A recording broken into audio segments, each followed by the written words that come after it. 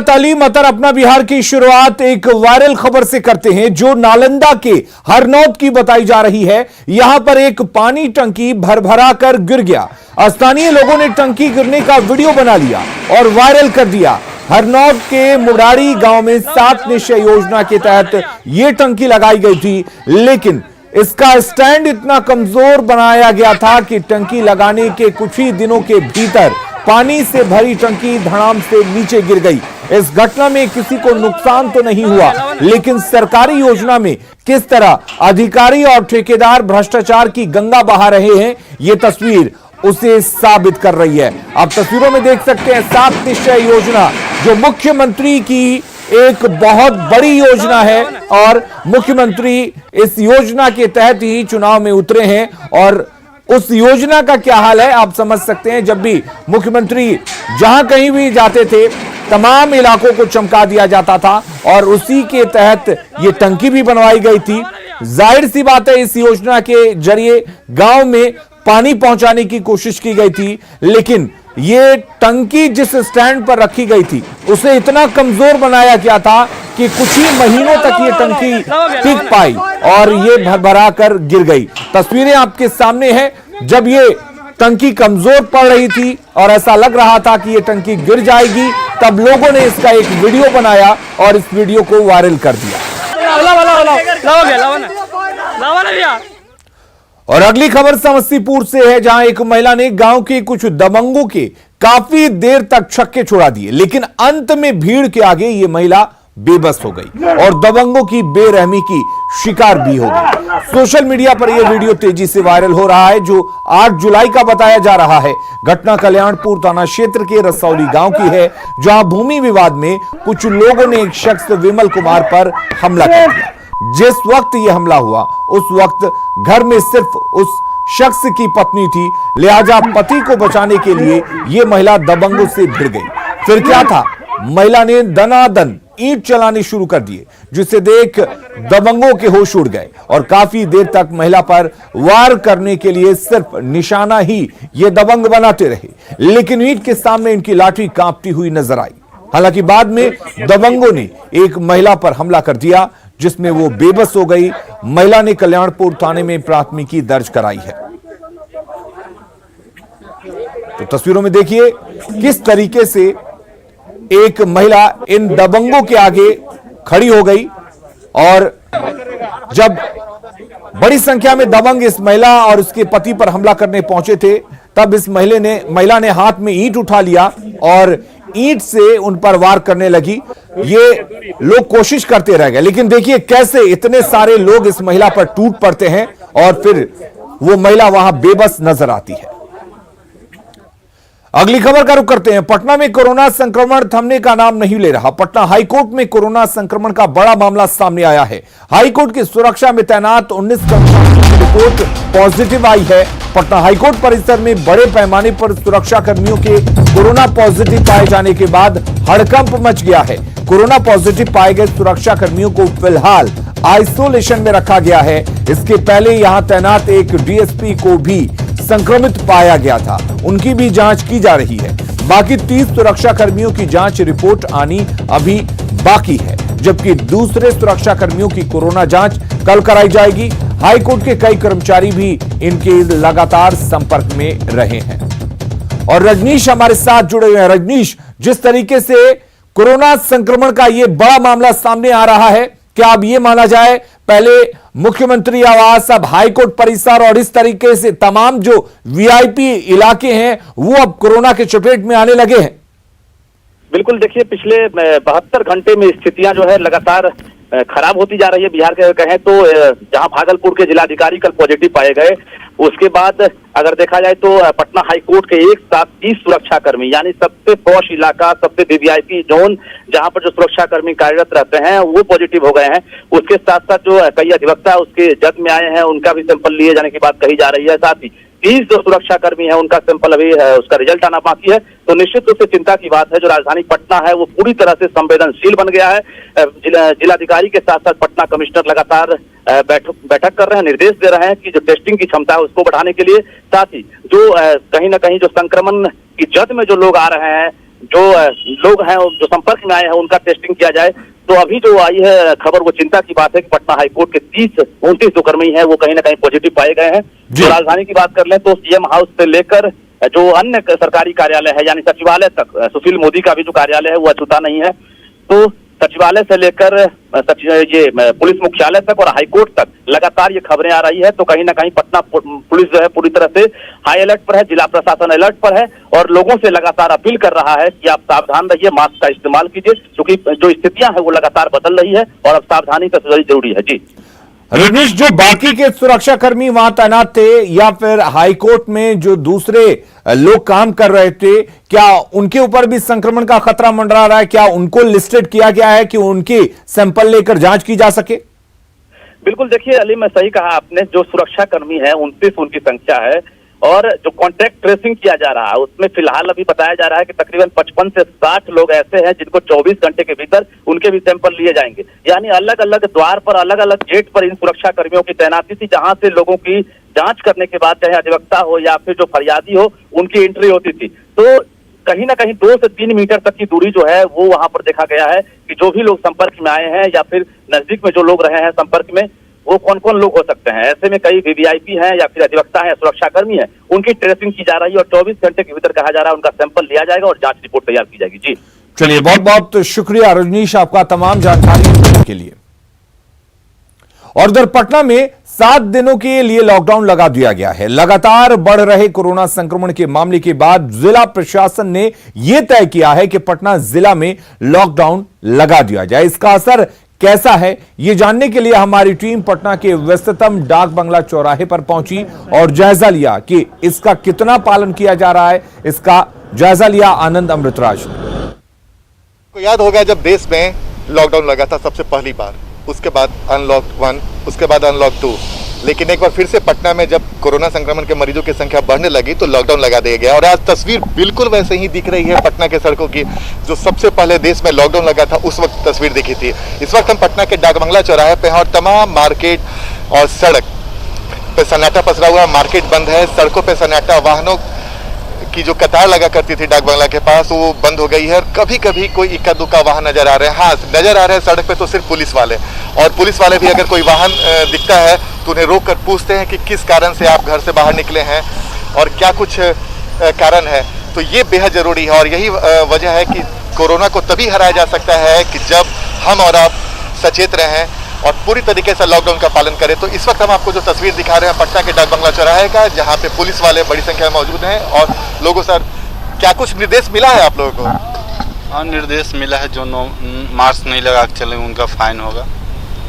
क्या दिख रहा है तस्वीर डाक बंगले का? बहुत सामान है, जो पहले था वो कुछ नहीं है, एकदम सामान है। आपका नाम क्या हुआ?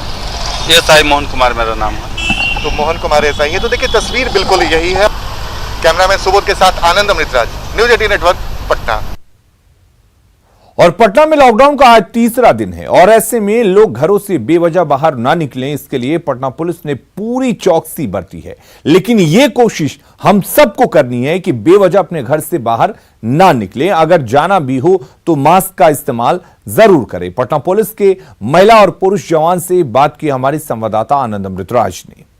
तो जिला प्रशासन ने आदेश दे दिया है कि 1 हफ्ते तक पटना में लॉकडाउन होगा। अगर घर से बाहर बिना किसी वजह के निकलते हैं तो आप पे कार्रवाई होगी। और इसको लेकर पटना के सड़कों पे पुलिस वाले आपको चुस्त दुरुस्त नजर आ जाएंगे। महिला पुलिस भी और जो जेंट्स पुलिस है दोनों लोग मौजूद है और इनके ऊपर जिम्मेवारी है कि सड़क पर बेवजह कोई अगर नजर आता है तो उसे तुरंत रोके। चंदन जी है। चंदन जी, क्या जिम्मेवारी मिली है और कैसा माहौल देख रहे हैं सड़क पे इस वक्त? सड़क पे तो अभी पहले के लॉकडाउन के मुकाबले अभी लॉकडाउन में थोड़ा बेहतर तरीके से लोग पेश आ रहे हैं और जो भी है सब लोग अपने घर से ही मास्क लगा के निकल रहे हैं। रेनू जी, ये बताइए कैसा लग रहा है इस लॉकडाउन में? सड़क पे आप उतरे हुए, खतरा है, लोगों को अपने घर में सुरक्षित रहना है, आप लोग के ऊपर कितना प्रेशर है और कैसे लोगों को रोक रही हैं? प्रेशर तो ज़्यादा नहीं है, लेकिन अभी सबको सुरक्षित रहना बहुत ज़रूरी है, हमारे लिए भी और जो पब्लिक है उसके लिए भी। लॉकडाउन में हम लोग उसके मास्क लगाने के लिए बड़े हेमलेट चेक कर रहे हैं। आपका नाम क्या हुआ? सूर्य ज्योति कुमारी। सूर्य ज्योति कुमारी। तो देखिए भले ही बोलने में वो उतनी मुस्तैद नहीं दिख रही हो, लेकिन काम में बेहद मुस्तैद है और इनके ऊपर बड़ी जिम्मेवारी है। और यही वजह है कि पटना के सड़कों पर सन्नाटा दिख रहा है और जो भी लोग अगर बेवजह निकलते हैं तो उन पर कड़ी कार्रवाई की जा रही है। तो जाहिर सी बात है पुलिस वाले के ऊपर सबसे बड़ी जिम्मेवारी है कि वैसे लोग को सड़क पर उतरने से रोके जो बिना वजह किसी कारण के सड़क पर उतर रहे हैं।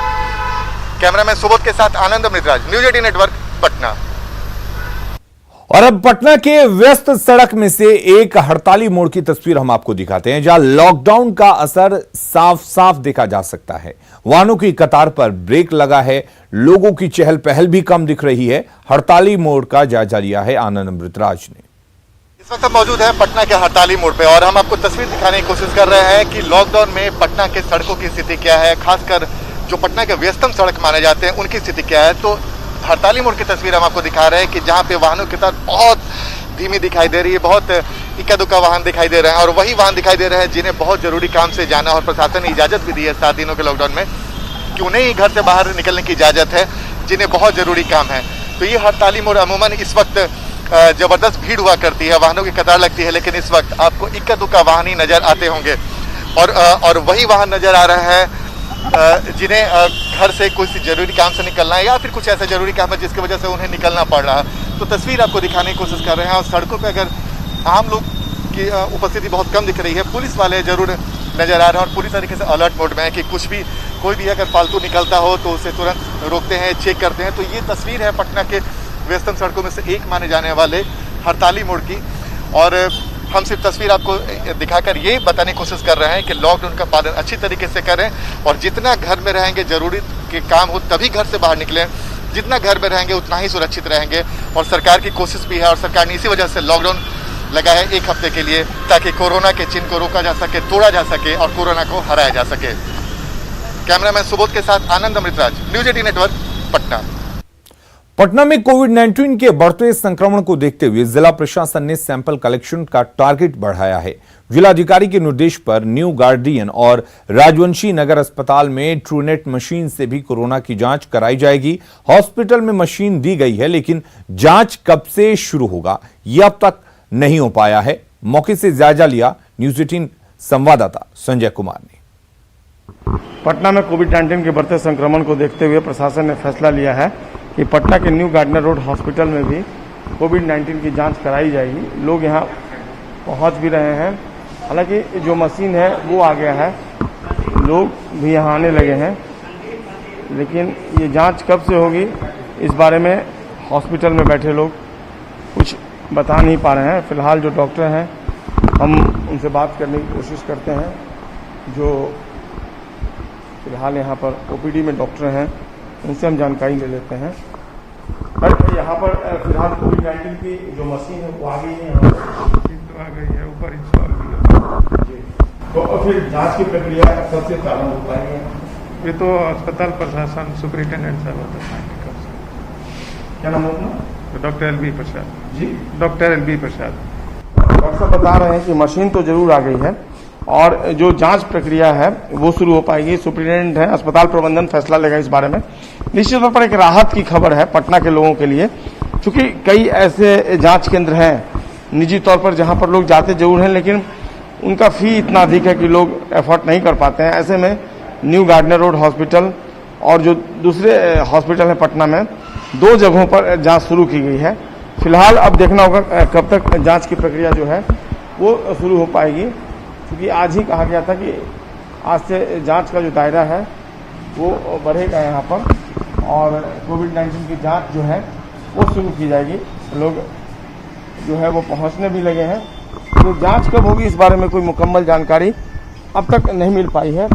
वैसे जांच की जो संख्या है वो बढ़ाई जानी है और लगभग 1000 तक ले जानी है। पटना में जो जांच होगी उसकी संख्या बढ़ाकर तकरीबन 1000 तक करने का फैसला पटना जिला प्रशासन ने लिया है। कैमरा पर्सन मनोज के साथ संजय कुमार, न्यूज 18 पटना। मधेपुरा में जननायक कर्पूरी ठाकुर मेडिकल कॉलेज अस्पताल को भी कोरोना अस्पताल बनाया गया है, जिसमें कोसी और पूर्णिया प्रमंडल के 7 जिलों मधेपुरा, सहरसा, सुपौल, पूर्णिया, कटिहार, अररिया और किशनगंज के मरीजों का इलाज होगा। लेकिन स्थानीय लोग अस्पताल की सुविधाओं पर सवाल उठा रहे हैं। जायजा लिया हमारे सहयोगी तुरबसु ने। पर कोसी और सीमांचल के जो भी कोरोना के संक्रमित मरीज होंगे उनका यहाँ इलाज होगा सेंट्रलाइज तरीके से। और जो बातें सामने आ रही है, जो 3 कैटेगरी में कोरोना मरीजों को बांटा गया है और जो गंभीर मरीज हैं उनको अलग से यहाँ पे सुविधा उपलब्ध कराई जाएगी और जो सामान्य मरीज होंगे उनके लिए अलग से व्यवस्था होगी। लगभग 500 बेड की यहाँ पे व्यवस्था की जाएगी। और इस बीच हमारे साथ जो स्थानीय लोग हैं उनसे भी बात करते हैं। जो सरकार की घोषणाएं हैं उस पर जो पहले जो मेडिकल कॉलेज का जो सवाल हम लोग बराबर उठाते रहे हैं, उस परिस्थिति में जो ये बातें सामने आ रही है कितना कारगर सिद्ध होगा, हम बात करते हैं। क्या लगता है जो सरकार बता रही है क्या इतना सफल होगा? सफल की बात तो सरकार की कल्पना हो सकती है, लेकिन इससे पूर्व भी लगातार जब से कोरोना महामारी फैला है तब से लगातार इस मेडिकल कॉलेज की लापरवाही आपके सामने कोरोना मरीज का सामने आते रहा है, जिसको विभिन्न चैनलों ने और समाचार पत्रों ने लगातार दिखाती रही है। कैसे संभव है ये 7 जिला का कोरोना हॉस्पिटल बना देने के बाद यहाँ जिस हॉस्पिटल में कोरोना मरीज को शुद्ध पेयजल उपलब्ध नहीं हो, खाना उपलब्ध नहीं हो और उस हॉस्पिटल को कोविड-19 हॉस्पिटल घोषित कर दिया हो, ये 7 जिला का लोगों को कैसे यहाँ इलाज संभव है? ये संभव किसी भी सूरत में नहीं होगा। जो सबसे बड़ी बात है, जो अब तक मात्र 3 वेंटिलेटर हैं और जैसा कि जानकारी मिल रही है जिसको चलाने वाले स्टाफ तक अभी तक नहीं है। और जो स्थिति यहाँ के कोरोना वार्ड की है, जो एक पेशेंट ने हाल ही में फेसबुक लाइव के जरिए दिखाया था, वो भी दयनीय है। और इस परिस्थिति में जब यहाँ पे साफ पीने की पानी की व्यवस्था नहीं हो, उस परिस्थिति में 7 जिला के जो कोरोना मरीज हैं उनका दबाव कितना झेल पाएगा और किस स्तर का इलाज यहाँ पे मिल पाएगा, वो तो देखने वाली बात है। हमारे पास आसपास के दुकानदार हैं, क्या आप लोगों को? हम लोग सर ऐसा है कि कोरोना मरीज जो वहाँ रहते हैं, जो सफाई करते हैं, वो भी बाहर आमने सामने सब घूमते रहते हैं, दुकान पे जाते रहते हैं। जो भी आते हैं एम्बुलेंस लेके, गाड़ी लेके कोरोना वाला, वो भी ड्राइवर खलासी के यहाँ पर आसपास में घूमते रहते हैं। मधेपुरा से न्यूज़ 18 के लिए तुर्बसु की रिपोर्ट। कोरोना वायरस के सैंपल जांच में बड़ी लापरवाही सामने आ रही है। मामला रोहतास जिला के काराकाट से जुड़ा हुआ है, जहां काराकाट के आरजेडी विधायक संजय यादव सहित 45 लोगों का कोरोना का सैंपल कलेक्शन पिछले सप्ताह 6 जुलाई को लिया गया था, लेकिन आज तक सैंपल को जांच के लिए लेबोरेटरी नहीं भेजा गया, जिसके बाद आरजेडी विधायक संजय यादव ने स्वास्थ्य विभाग पर सवाल उठाया है। बात हुई डीएसएच जो विक्रमगंज है, उनसे मेरी बात हुई। बोलते कि सर 13 तारीख को कल आपका सैंपल जाएगा। 6 तारीख को दिया हुआ सैंपल कोरोना के लिए, और जब 13 को जाएगा तो स्वाभाविक है कि 24 घंटा के अंदर सैंपल जाता है तो उससे रिपोर्ट सही निकलता है। अब उस सैंपल का क्या महत्व रह जाएगा? अब मेरा तो निगेटिव ही निकलेगा। अब मेरे अंदर कोरोना है या नहीं है, पॉजिटिव है कि नेगेटिव है, मुझे तो पता नहीं चल पाएगा। अभी तक स्थिति ये रहा कि आज 7वां दिन है, अभी तक सैंपल मेरा पटना नहीं गया। 6 तारीख को लिया गया कोरोना सैंपल, पटना भेजा गया था, लेकिन पटना में भी वहाँ सभी संक्रमित हो जाने के कारण उसको 1-2 दिन के लिए बंद कर दिया गया था, जिसके कारण सैंपल को वापस आना पड़ा। और 10 तारीख को पुनः उसको वहाँ भेजा गया है, जिसको वहाँ रिसीव हो गया है और उसका रिजल्ट आना बाकी है। सर विधायक जी का उसमें जब सैंपल लिया गया? जी हाँ। कोरोना के बढ़ते संक्रमण को देखते हुए गया में रविवार को लॉकडाउन घोषित किया गया है, जो आज से लागू हो गया है। वहीं सोमवार से शनिवार तक दुकानों को अल्टरनेट डे पर खोलने का आदेश भी जारी किया गया। इस दौरान दवाई और जरूरी सामान की दुकानों को इससे बाहर रखा गया है। वहीं जिलाधिकारी के आदेश के बाद आज गया शहर की अधिकांश दुकानें बंद हैं और सड़कों पर गाड़ियों की आवाजाही भी कम दिखाई पड़ रही है। सड़क पर अब भी कई लोग बिना मास्क लगाए घूमते नजर आए, जिन्हें रोक टोक करने वाला कोई नहीं दिखा। शहर के बीचों बीच स्थित बाटा मोड़ के पास आज के लॉकडाउन का जायजा लिया है न्यूज़ 18 संवाददाता अरुण चौरसिया ने। कोरोना के बढ़ते संक्रमण को लेकर जिलाधिकारी अभिषेक सिंह ने नया आदेश निकाला है, जिसके अनुसार हर एक रविवार को पूरी तरह से जिला लॉकडाउन रहेगा, यानी कोई भी दुकान नहीं खुलेगी। सिर्फ आवश्यक जो ज़रूरी है, चाहे वो दवाई की हो या जो दूसरी आवश्यक है, वही दुकानें खुलेगी। और आज रविवार है, आज से ही ये आदेश लागू हुआ है। इस समय हम लोग बाटा मोड़ के पास हैं, जहां से 3 तरफ रास्ता जाती है। एक टिकारी रोड है, दूसरा स्वराजपुरी रोड और तीसरी जो है वो स्टेशन रोड की है। आप तीनों रोड में देख सकते हैं कि लगभग जो भी दुकानें हैं वो बंद हैं। रविवार को जहां पूरी तरह से लॉकडाउन रहेगा, वहीं सोमवार से शनिवार तक अल्टरनेट डे दुकान खुलेगा, यानी जो सड़क के बाएं किनारे की दुकान है वो सोमवार, बुधवार और शुक्रवार को खोली जाएगी। वहीं जो दाहिने तरफ है वो जो दुकानें हैं मंगलवार, गुरुवार और शनिवार को खोली जाएगी। जिला प्रशासन ने ये जो आदेश निकाला है इसकी वजह है कि लोग जागरूकता, जिला प्रशासन द्वारा और सरकार द्वारा जागरूकता फैलाने के बाद भी कई लोग हैं जो अभी भी मास्क नहीं पहनते हैं, सोशल डिस्टेंसिंग का पालन नहीं करते हैं और कई जो इलाके हैं, सड़क हैं, वहाँ काफ़ी भीड़ भाड़ होती है। तो जिला प्रशासन ने ये आदेश निकाला है और उन्हें उम्मीद है कि इस आदेश के बाद आम लोग भी जागरूक होंगे और सड़क पर आवाजाही कम होगी, जिससे कोरोना का जो संक्रमण है वो कम होगा।